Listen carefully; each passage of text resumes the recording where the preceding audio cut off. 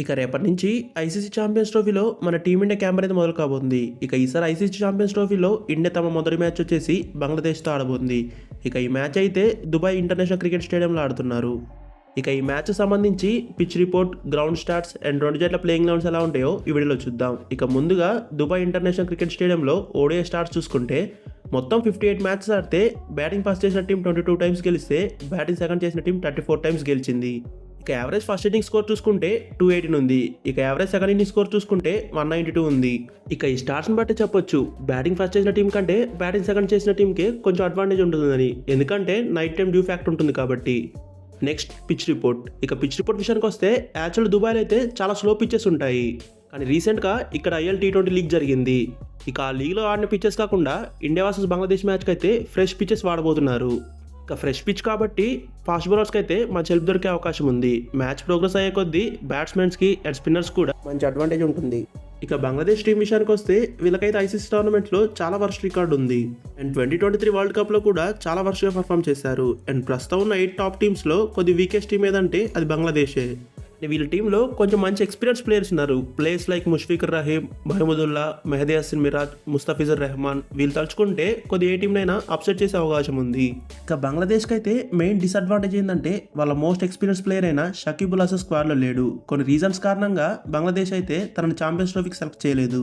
కానీ తన లేకపోవడం అయితే బంగ్లాదేశ్ టీంకి ఒక లోటు అని చెప్పాలి. మన టీమిండియాకి హార్దిక్ పాండ్యా ప్లేయింగ్ లెవెల్లో ఎలా స్టెబిలిటీ ఇస్తాడో బంగ్లాదేశ్ టీం కూడా ప్లేయింగ్ లెవెల్లో షకీబ్ ఉల్ హసన్ అలా స్టెబిలిటీ ఇస్తాడు. ఇక షకీబ్ ఉల్ హసన్ ఆల్రౌండర్ కాబట్టి తన బ్యాటింగ్లోను బౌలింగ్లోను మంచి కాంట్రిబ్యూట్ చేసేవాడు. అండ్ తనతో పాటు ఎక్స్పీరియన్స్ ప్లేయర్ అయిన లిటన్ దాస్ కూడా స్క్వాడ్లో లేరు. వీళ్ళిద్దరు ఎక్స్పీరియన్స్ ప్లేయర్ స్క్వాడ్లో లేకపోవడంతో బంగ్లాదేశ్కి మెయిన్ డిసడ్వాంటేజ్ అని చెప్పాలి. ఇక ఐసీసీ ఛాంపియన్స్ ట్రోఫీలో బంగ్లాదేశ్ టీం పర్ఫార్మెన్స్ చూసుకుంటే 1998 నుండి ఛాంపియన్స్ ట్రోఫీ ఆడుతున్నారు. కానీ 2017లో వాళ్ళ ఐసీసీ ఛాంపియన్స్ ట్రోఫీలో సెమీఫైనల్ వరకు చేరుకున్నారు.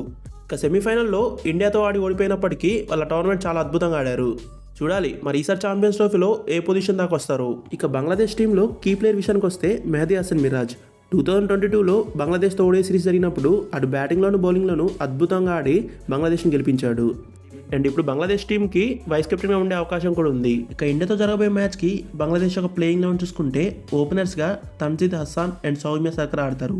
ఇక number 3లో Najmul Shanto, 4లో తవీద్ హిదాయ్, 5లో Mushfiqur Rahim, 6లో మెహమూదుల్లా, 7లో Mehdi Hasan Miraz, 8లో రిషాబ్ Hussain, 9లో Tanzeem Saqib, 10లో Taskin Ahmed, 11లో Mustafizur Rahman.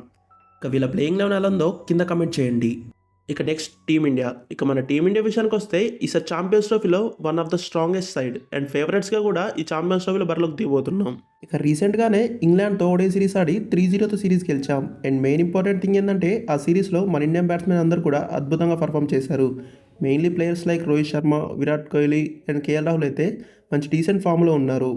And players like Shubman Gill, Shreyas Iyer అయితే అద్భుతమైన ఫామ్లో ఉన్నారు. ఇక ఇంగ్లాండ్తో టీమిండియా సిరీస్ గెలిచినప్పటికీ ఇక ఆ సిరీస్లో ఒక క్లారిటీ వచ్చింది అండ్ ఒక కన్ఫ్యూజన్ కూడా ఏర్పడింది. ముందుగా క్లారిటీ విషయానికి వస్తే కేఎల్ రాహుల్, రిషబ్ పంత్ వీళ్ళిద్దరిట్లో ఎవరు ప్లేయింగ్ లెవెన్ ఆడుతున్న డిబేట్పై గౌతమ్ గంభీర్ అయితే ఒక కన్ఫర్మేషన్ ఇచ్చాడు. కేఎల్ రాహుల్ తమ ఫస్ట్ చాయిస్ వికెట్ కీపర్ అని కన్ఫర్మ్ చేశాడు. ఇక దాంతో ప్లేయింగ్ లెవెన్లో కేఎల్ రాహుల్ కంటిన్యూ అవుతాడు, రిషబ్ పంత్ అయితే కేఎల్ రాహుల్ బ్యాకప్గా ఉంటాడు. ఇక కన్ఫ్యూజన్ విషయానికి వస్తే మన టీమిండియాకి 2 ఫ్రంట్ లైన్ పేస్ బౌలర్స్ ఎవరు? హర్షిత్ రాణా, మొహమ్మద్ షమి హర్షిత్ రాణా. ఎందుకంటే ఇంగ్లాండ్తో జరిగిన ఓడిఐ సిరీస్లో హర్షిత్ రాణా 3 మ్యాచెస్ ఆడితే మొహమ్మద్ షమి 2 మ్యాచెస్ ఆడాడు, హర్షదీప్ సింగ్ 1 మ్యాచ్ మాత్రం ఆడాడు. 3 మ్యాచెస్ ఆడిన హర్షిత్ రాణా బంగ్లాదేశ్తో ప్లేయింగ్ లెవెన్లో ఉంటాడంటే చెప్పలేం. ఇక ఈ ముగ్గురు ఫాస్ట్ బౌలర్స్లో ఏ ఇద్దరు బౌలర్స్ బంగ్లాదేశ్ మ్యాచ్కి ఇండియా ప్లేయింగ్ లెవెన్లో ఉంటారనిపై చిన్న కన్ఫ్యూజన్ ఏర్పడింది. నేనైతే మొహమ్మద్ షమి, హర్షదీప్ సింగ్ ప్లేయింగ్ లెవెన్లో ఉంటారు అనుకుంటున్నా. ఇక మీరెవరు అనుకుంటున్నారో కింద కమెంట్ చేయండి. ఇక ఆల్రౌండర్స్ విషయానికి వస్తే ముగ్గురు ఆల్రౌండర్స్ కూడా ప్లేయింగ్ లెవెన్లో ఉంటారని ఒక క్లారిటీ వచ్చింది. హార్దిక్ పాండ్యా, అక్షర్ పటేల్, రవీంద్ర జడేజా ఈ ముగ్గురు కూడా అద్భుతమైన ఫామ్లో ఉన్నారు.